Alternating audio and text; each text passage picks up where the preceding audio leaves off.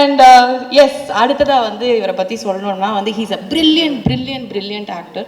ஒவ்வொரு படத்துலையும் வந்து அவரோட முத்திரை அப்படி இருக்கும். அண்ட் த மோஸ்ட் ஹேண்ட்ஸமஸ்ட் அப்படின்னு டெஃபினட்டாக வந்து சொல்லலாம். நாங்கள் அவ்வளோ பார்த்து ரசிச்சிருக்கோம். இப்போ வந்து we officially welcome him to the gangster area அப்படின்னு நினைக்கிறேன். இவ்வளோ அழகாக ஒரு கேங்ஸ்டர் இருந்தால் அப்புறம் நாங்கள் எப்படி ஃபைட்டெல்லாம் பார்க்க லவ் தான் பண்ணுவோங்கிற மாதிரி ப்ரெசண்டாக அவர்களை மேடைக்கு அழைக்கிறோம். It was lovely seeing you இந்த movie and it was brilliant. Thank you so much. And வாங்க. பத்திரிகை ஊடக நண்பர்கள் எல்லாருக்கும் வணக்கம். ரொம்ப நாளைக்கு அப்புறம் இப்படி ஒரு வெற்றிக்கு அப்புறம் சந்திக்கிறதுல ரொம்ப பெரிய மகிழ்ச்சி. நான் இதுக்கு முன்னாடி நிறைய இடத்துல பதிவு பண்ண மாதிரி அஜித் சார் கூட ஒர்க் பண்ணோன்றது எனக்கு ஒரு பல வருஷ கனவு. நான் காலேஜில் படிக்கும்போது சினிமாவுக்கு வரணுங்கிற ஆசை வர்றதுக்கு ரொம்ப முக்கியமான ஒரு காரணம் அஜித் சார். அவரோட படங்கள் பார்த்து அவர் மாதிரி தாடி வளர்க்கணும், அவர் மாதிரி நடித்து பார்க்கணுன்னு முயற்சி பண்ண ஆரம்பிச்சதுலேருந்து இன்றைக்கி இந்த மேடையில் நிற்கிறேன்றது ரொம்ப ரொம்ப ரொம்ப சந்தோஷமாக இருக்குது.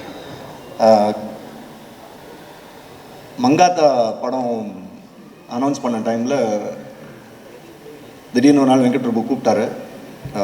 அப்போ தான் நான் எங்கேயோ வெளியூர்லேருந்து வந்து சென்னையில் லேண்ட் ஆகிருந்தேன். ஏர்போர்ட்டில் மச்சி நேராக இங்கே வந்துடு அப்படின்னு நேராக போனோம். மங்காத்தா படம் பண்ணுறோம், நீ அதில் இருக்க அப்படின்னு சொல்லி அன்றைக்கி நைட்டு பயங்கரமாக பார்ட்டியெல்லாம் பண்ணிட்டோம். அப்புறம் என்னாச்சுன்னு தெரில, for some reason I couldn't be part of that film. அப்போத்துலேருந்து ஆல்மோஸ்ட் அஜித் சாரோட ஒவ்வொரு படம் அனௌன்ஸ் பண்ணும்போதும் அதில் நான் இருக்கிற மாதிரி வந்து கை கெட்டுற தூரத்தில் வந்து அது அப்படியே காணாமல் போயிட்டே இருந்தது. எனக்காக ஒவ்வொரு தடவையும் அதை மிஸ் ஆகும்போது என்னை விட அதிகமாக சுரேஷ் சார் வருத்தப்பட்டிருக்காரு. அவரை விட அதிகமாக அஜித் சார் ஃபேன்ஸ் நிறைய பேர் நான் அந்த படத்தில் இருக்கணும்னு எனக்காக பேசியிருக்காங்க, வாழ்த்தியிருக்காங்க. இன்றைக்கி அந்த கனவு நடந்திருக்கு. நான் ஃபஸ்ட் டைம் அஜித் சார் இந்த படத்தோட செட்டில் மீட் பண்ணும்போது நான் அவர்கிட்ட ஒரு விஷயம் சொல்லணும்னு நினச்சி போகும்போது அவர் என்கிட்ட ஃபஸ்ட்டு சொன்னது, எத்தனை வருஷமாக தள்ளி போயிட்டுருக்குல்ல, ஃபைனலி வி ஆர் ஒர்க்கிங் டுகெதர்னு சொல்லி ஒரு ஹக் பண்ணார். அந்த ஒரு ஹக்கு போதும். அதுக்கப்புறம் ஒவ்வொரு நாளும் செட்டில் மீட் பண்ணும்போது first good morning and Haq. இதை விட எனக்கு செரிஷ் பண்ணுறதுக்கு வேறு எதுவுமே தேவைப்படலை, வேறு எதுவுமே பெருசு இல்லை. Adhik, thank you for this making my dream come true. Adhik எனக்கு கால் பண்ண உடனே என்னவாக இருந்தாலும் சரி இந்த படத்தில் இருக்கும் அப்படின்னு முடிவு பண்ணிட்டு தான் அதுக்கப்புறம் ஆதிக்கிட்ட பேசினேன். அவரை பற்றி சொல்லணுன்னா எனக்கு கடைசி வரைக்கும் ஆதிக்கோட ஃபில்ம் மேக்கிங்கை புரிஞ்சிக்கவே முடியல. டவுட்லேயே தான் இருந்தேன் நான். என்னையா எடுக்கிறீங்க, எனக்கு he is not a conventional film maker. ஒரு சீன் இப்படி தான் எடுப்பாங்கன்ற ஒரு ரெகுலர் ஃபார்மேட் இருக்கும்ல, அது எதுவுமே ஆதிக்கிட்ட இருக்காது.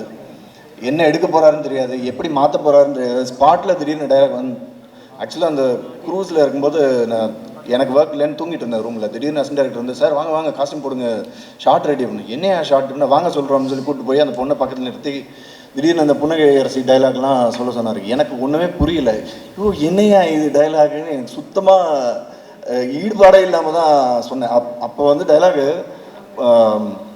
புன்னகை அரசிக்கு தெரியாமல் பண்ணோம்ல அப்படின்னு இருந்தது, அது வேறு பயம். அப்புறம் டப்பிங்கில் அவங்க அப்பா கிட்ட பர்மிஷன் கேட்டு புன்னகை அரசிட்ட கேட்டுட்டு மாற்றிக்கிறேன்னு ஏதோ டைலாக் மாற்றினேன். கடைசி வரைக்கும் எனக்கு புரியாமையே நடித்த ஒரு படம். ஆனால் Adhik, thank you so much. Had great time. ஒவ்வொருத்தர் கூடயும் ஸ்பெண்ட் பண்ணுறதுக்கு எனக்கு நிறைய டைம் கிடச்சிது. ஒவ்வொருத்தராக பேர் எடுத்து நான் இப்போது சொல்லலை டைமுக்காக. பட் இந்த படத்தோட சம்மந்தப்பட்ட ஒவ்வொரு நடிகரும் சரி, நடிகைகளும் சரி, டெக்னீஷியன்ஸ் எல்லாருமே அவங்களோட பெஸ்ட்டு கொடுத்துருக்காங்க.